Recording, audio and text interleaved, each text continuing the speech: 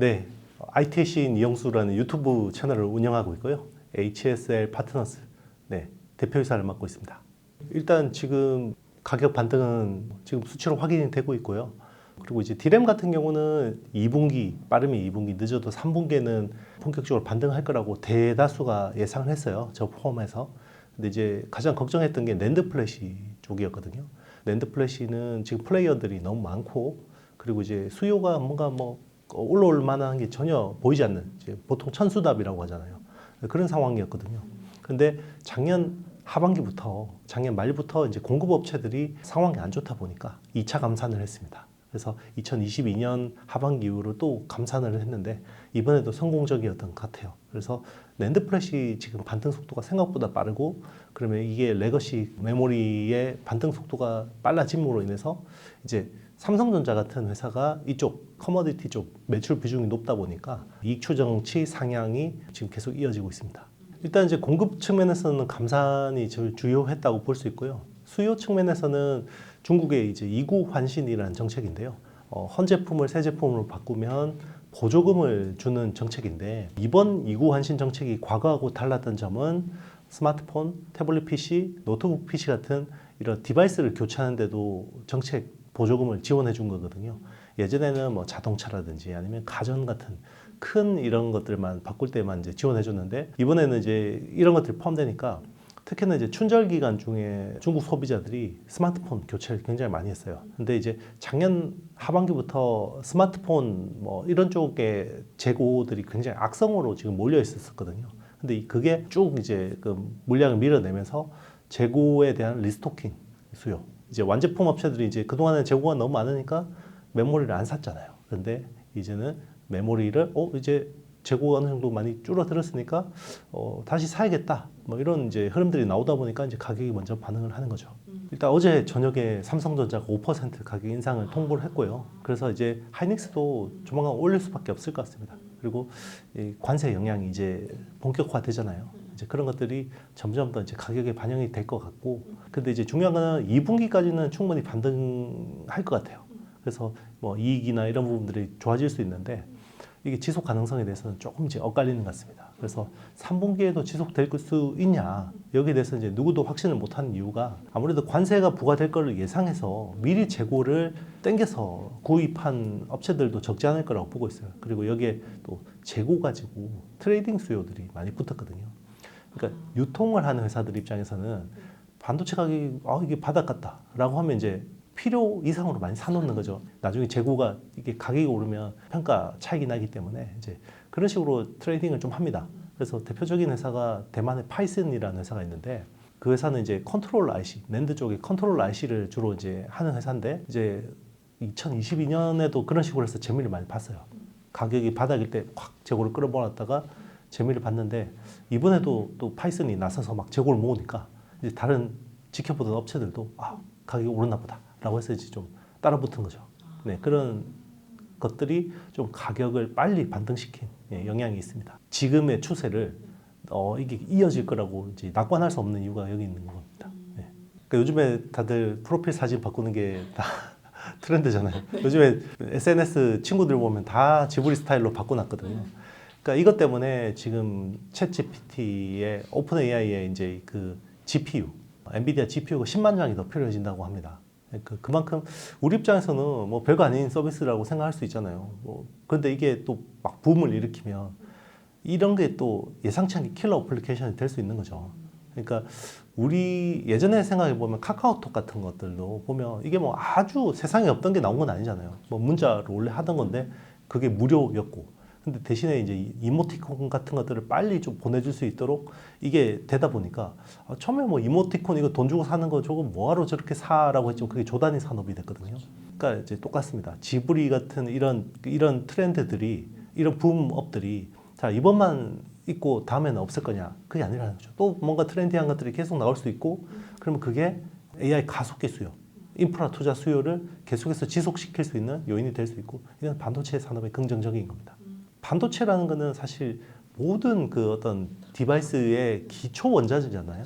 그러니까 총 수요가 줄어들 수 있는 효과가 있을 수도 있습니다. 그러니까 불가피할 것 같아요. 그러니까 지금 이제 관세 영향으로 인해서 OECD 같은 경우는 올해 경제 성장률 0.2%포인트 하향 조정했고, 그리고 대미 수출 비중이 높은 국가들은 대부분 경제 성장률이 낮아졌거든요. 그리고 우리나라 같은 경우는 전세 수출량이 총 10%까지 영향을 받을 수 있다라고 이야기를 하고 있고요. 자, 이런 것들이 그러면 경기를 둔화시킬 수 있잖아요.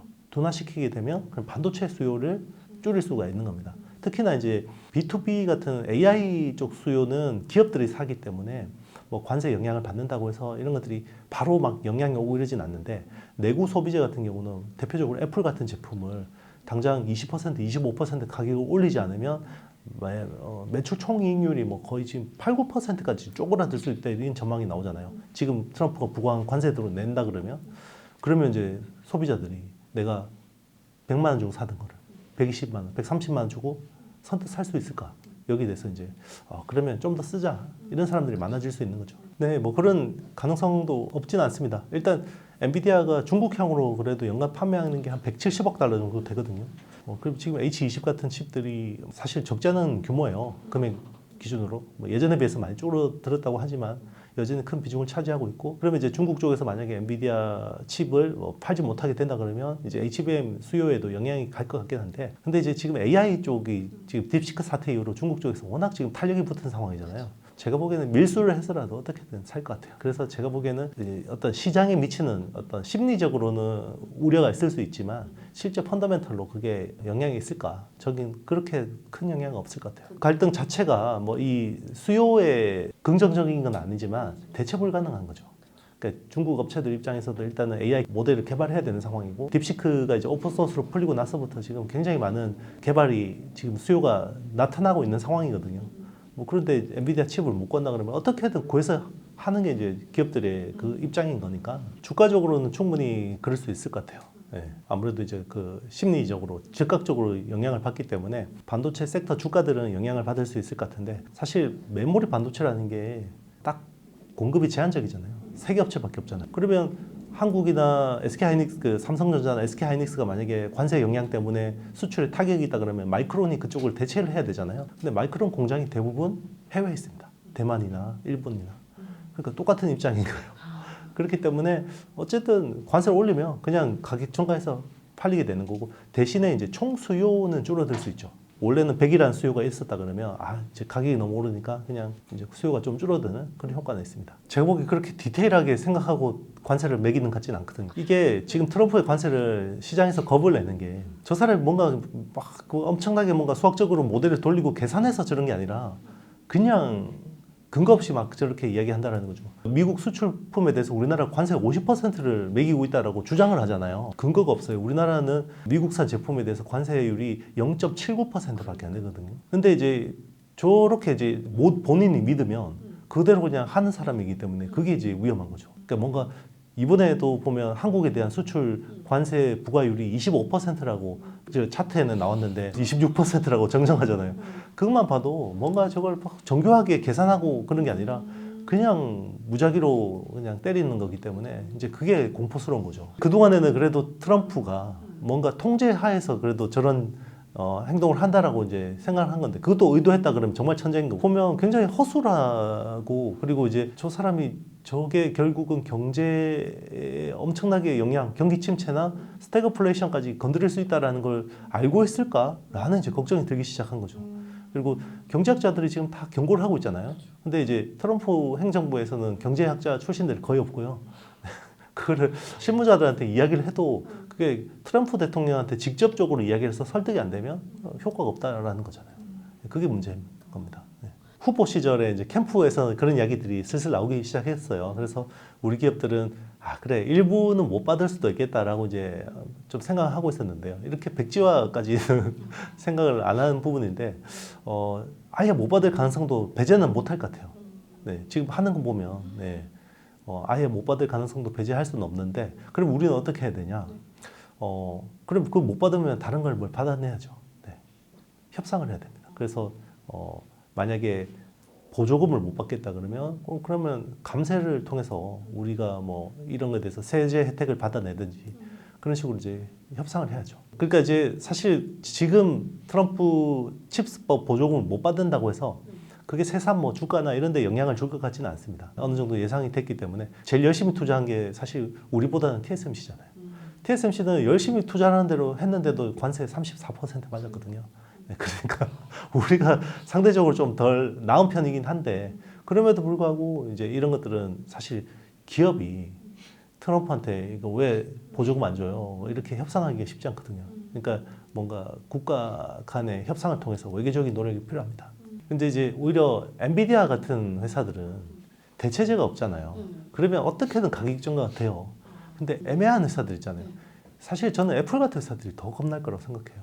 애플은 그동안에 중국에서 만들면 관세나 이런 부분들이 안 좋을 거라고 생각해서 계속 베트남이나 인도 같은 쪽으로 다변화를 했잖아요. 근데 이번에 베트남에도 관세 때리고 인도에도 막 때리니까 이게 그런 부분들이 진짜 걱정인 거죠. 경제라는 게 굉장히 복잡 다단하게 얽혀 있거든요.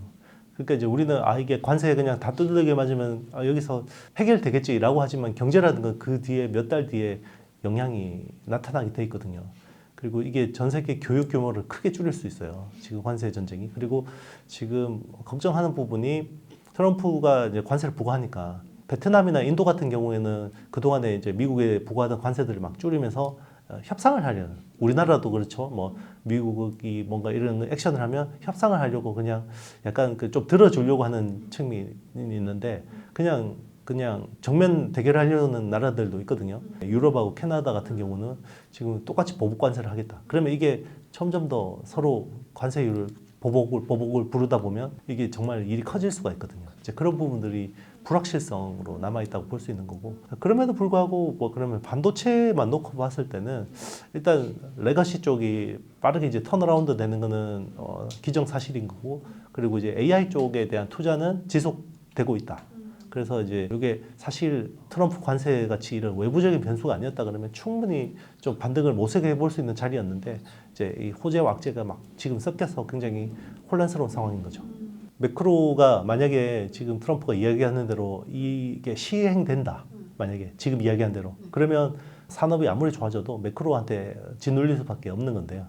근데 이제 우리가 기대하는 거는 트럼프가 늘 그래 왔듯이 처음에는 충격과 공포를 주고 그 다음에 이제 협상을 하러 오면 그걸 낮춰주잖아요. 처음에도 캐나다, 멕시코에 대해서 관세를 25% 매겼다가 두 달을 한 달씩 해서 추가 유예해 준 적이 있었거든요. 그런 식의 좀 기대를 하는 거죠, 지금.